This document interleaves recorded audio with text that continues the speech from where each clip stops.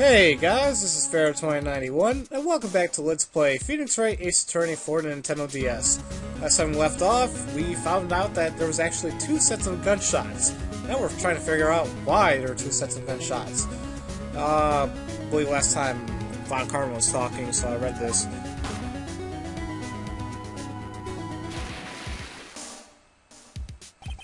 There was a gunshot fired on that boat, and Robert Hammond fell into the lake. The distance of the shooting was 1 meter. It couldn't have been suicide. Well, the guilty party has to be the other man on that boat! I admit, it is hard to imagine any other possibility. Yes, but this assumes that the victim was shot at 15 minutes after midnight. What do you mean by that, Mr. Wright? We have photographic evidence of the time of the shooting. The timestamp of the photo says, 15, which is a military time for 12:15. But Larry heard a gunshot 25 minutes before that. Robert Hammond was killed then, 25 minutes before the shot on the lake. That's the only way that Edgeworth could be innocent. Mr. Wright, are you quite mad? Explain who this is sitting on the boat.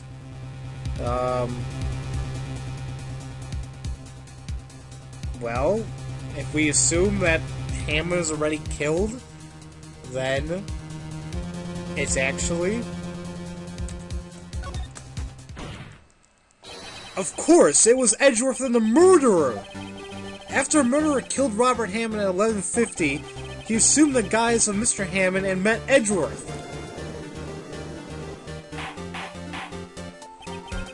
What? Are you serious? Yes, Edgeworth won't tell us why he went to the lake that night. However, I have a hunch. That night, Robert Hammond called Edgeworth to the lake. Now, Edgeworth didn't know Robert Hammond's face that well. That's why he didn't suspect anything when our murderer took Robert Hammond's place. I'm not sure what to make of all of this. Ludicrous! Mr. Wright, tell us the name of the murderer, then. The murderer's name? Right. It's... I don't know.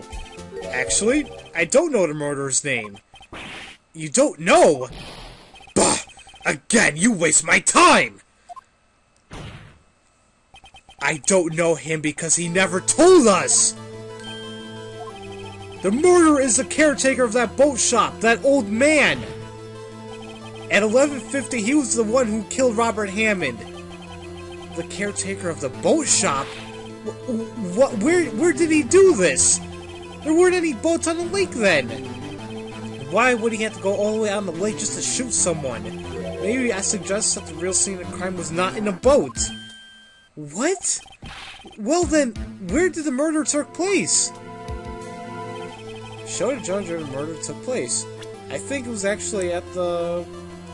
Oh, damn phone. Oh, I'll be right back, guys. Okay, guys, where the hell I leave off? Oh, yeah. So they had to show the judge where the murder took place, and, well, why would he have to go all the way out here when he could just stay in his little shack and kill someone, right? Here, of course, the boat shop where he lives. The way he could meet with the victim without anyone seeing. Do you have proof that the boat shop was the scene of the crime? Recall Larry's testimony, if you will. I'm sure that's what Larry was doing, just going around like that, trying to find his stuff. That night, he was on the lake in a boat, searching for something. He finds it and returns the boat. Then, just as he's starting to head home, he hears a gunshot. He heard a gunshot, Your Honor, even though he was wearing headphones at that time. In other words, the gunshot was very, very close by. And where would that be if he just returned a boat? The boat shop. Mr. Wright, what happened that night on Gourd Lake? Please tell the court from the beginning. Yes, Your Honor. Nick, are you sure about this? Not really. But I think if I start at the very beginning and I take it slow, I might just be able to figure this out. That night, the caretaker of the boat shop called Robert Hammond onto his shop.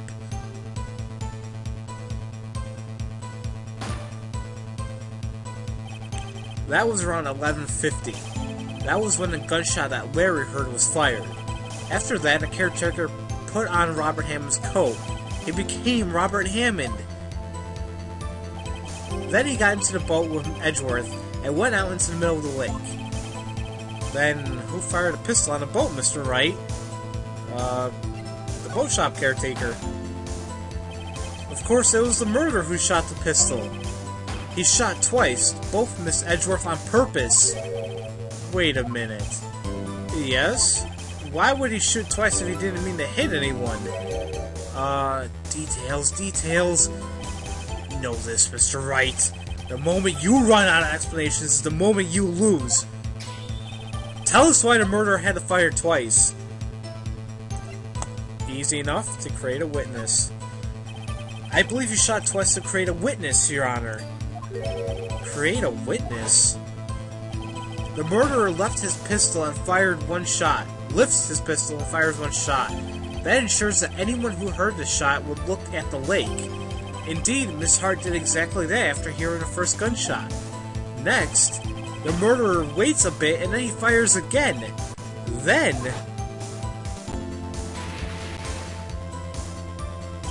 the murderer jumps from the boat himself, leaving the pistol in the boat behind him. I see. To someone looking from the edge of the lake, it would appear that one of the men in the boat had shot the other. The murderer didn't know about the automatic camera, of course. That's why he shot twice, to draw attention to the boat. Once you realize that, everything else falls into place. The boat shop caretaker swam back to the shop, then he put Mr. Hammond's wet coat back on his body, and threw the body into the lake. That is what happened, Your Honor. These are the events that transpired that night on Gourd Lake. That seems very logical. I agree with him. Bailiff, bring out the witness from before. The boat shop caretaker, quickly!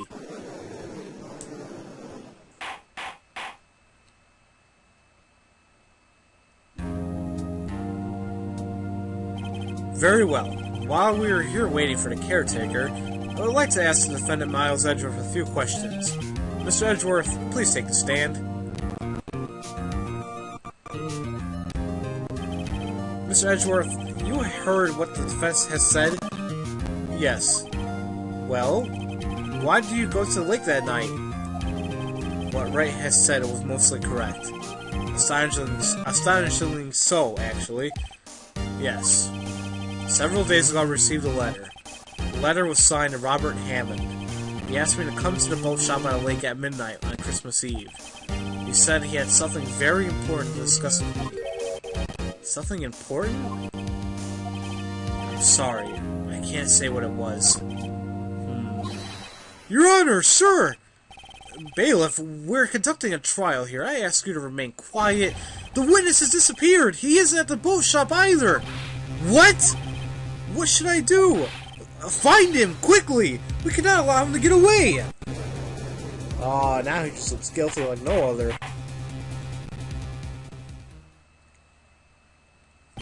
Mr. Von Karma, your witness has disappeared! A search warrant has already been issued.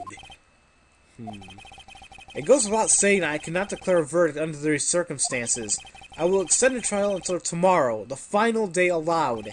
I request that the police department utilize all its forces to find that witness. Am I understood? One more thing.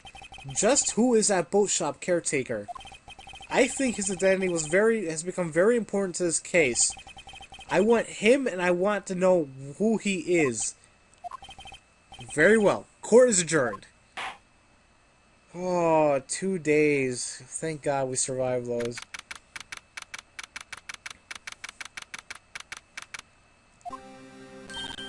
Yay, Nick, you did it!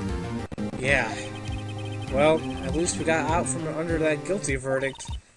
And what about Larry? That was something else.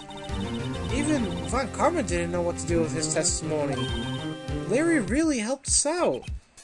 Sure, once I sifted through his unique testimony. Still, he did save us. I just wish our cases weren't so down to the wire all the time. I know what you mean. Sometimes I feel like it's us on trial instead of our clients. Hey, Edgeworth. Mr. Edgeworth? Did you say something? Don't look so pained. I mean, it looks like you're probably gonna get off the hook. You could try to smile just a little. Relax. I'm sorry, but I fear it's not over for me yet. What do you mean? Right. There's something that's been troubling me for a long time now, and I don't know whether or not to tell you. Edgeworth? No. There's so little time left. I want to tell you to get it off my chest, but I can't make up my mind. What is this all about, Edgeworth? It's a nightmare I've had. A memory of a crime that I committed. A crime you committed? A memory of a murder. What? What? No, don't leave us hanging like that, game! Oh, come on! Aw. Damn game. It always does that. Okay, guys. Wow. So... wow. I don't know what else to say. Just wow. This has been very interesting. A lot of investigating has been, done. Trials have been intense. It's just insane. I don't know what else to say. But it gets a whole lot better. It gets a whole lot better. That's the best thing about it. You think this case, it's hitting its climax? Just wait. Just wait. Oh boy. But yeah, guys, I'm just gonna stop the video here, and I'll see you guys, as usual. Thank you all for watching. And I'll see you guys next time for Let's Play Phoenix Wright Ace Attorney for Nintendo DS. Thank you all for watching, and I'll see you guys later.